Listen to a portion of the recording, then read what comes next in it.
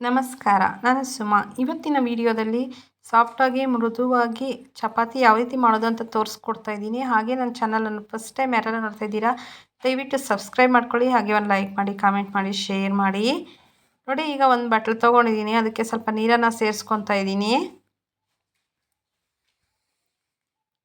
ಈಗ ಅದಕ್ಕೆ 1 ಟೀ ಚಮಚದಷ್ಟು ಸಕ್ಕರೆಯನ್ನು ಹಾಕ್ಕೊತಾ ಇದ್ದೀನಿ. ರುಚಿಗೆ ತಕ್ಕಷ್ಟು ಉಪ್ಪು, ನೋಡಿ ಆ ಬಟ್ಲಲ್ಲಿ 1.5 ಬಟ್ಲಿನಷ್ಟು ಗೋಧಿ ಹಿಟ್ಟನ್ನು ಹಾಕ್ಕೊತಾ ಇದ್ದೀನಿ. ಈಗ ನೀರಿರುತ್ತೆ, ಒಂದ್ಸತಿ ಎಲ್ಲ ಮಿಕ್ಸ್ ಮಾಡ್ಕೋಬೇಕು. ಚಿಕ್ಕ ಚಿಕ್ಕದಾಗಿ ಸ್ವಲ್ಪ ಸ್ವಲ್ಪ ನೀರನ್ನು ಸೇರಿಸ್ಕೊಂಡು ಎಲ್ಲ ಮಿಕ್ಸ್ ಮಾಡ್ಕೋಬೇಕು. ನೋಡಿ, ಆ ರೀತಿ ಚಿಕ್ಕ ಚಿಕ್ಕದಾಗಿ ಸ್ವಲ್ಪ ಸ್ವಲ್ಪನೇ ನೀರನ್ನು ಸೇರಿಸ್ಕೊಂಡು ಚೆನ್ನಾಗಿ ಮಿಕ್ಸ್ ಮಾಡ್ಕೋಬೇಕು. ಜಾಸ್ತಿ ಗಟ್ಟಿನೂ ಇರಬಾರ್ದು, ಜಾಸ್ತಿ ಮೆತ್ತಕ್ಕೇನೂ ಇರಬಾರ್ದು. ಚಪಾತಿ ಹಿಟ್ಟು ಮೀಡಿಯಮ್ ಆಗಿ ಸ್ವಲ್ಪ ಸಾಫ್ಟಾಗಿರಬೇಕು, ಅಂದರೆ ಮೆತ್ತಕ್ಕೆ ಇರಬಾರ್ದು, ಸಾಫ್ಟಾಗಿರ್ಬೇಕು ಅಷ್ಟೇ. ನೋಡಿ, ಆ ರೀತಿ ಎಲ್ಲ ಮಿಕ್ಸ್ ಮಾಡ್ಕೊಂಡಿದ್ದೀನಿ.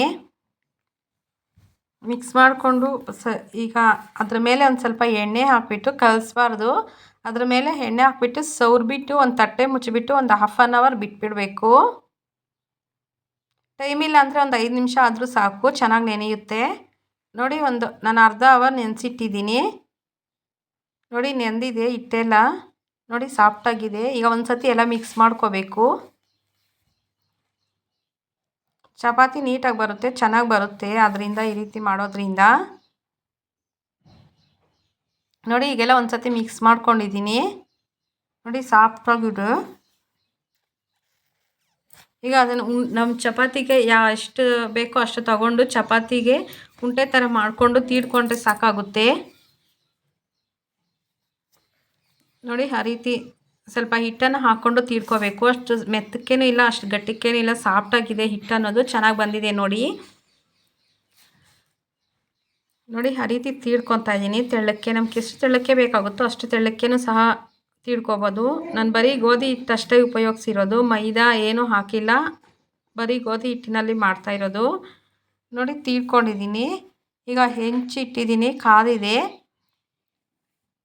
ಅದ್ರ ಮೇಲೆ 1 ಟೀ ಚಮಚದಷ್ಟು ಎಣ್ಣೆನ ಹಾಕ್ಕೋಬೇಕು. ಫಸ್ಟ್ ಹಾಕಿದಾಗ ಎಣ್ಣೆ 1 ಚಮಚ ಹಾಕ್ಕೋಬೇಕು ಫಸ್ಟ್ಗೆ, ಮತ್ತು ಏನೋ ಹಾಕುವಷ್ಟಿರಲ್ಲ.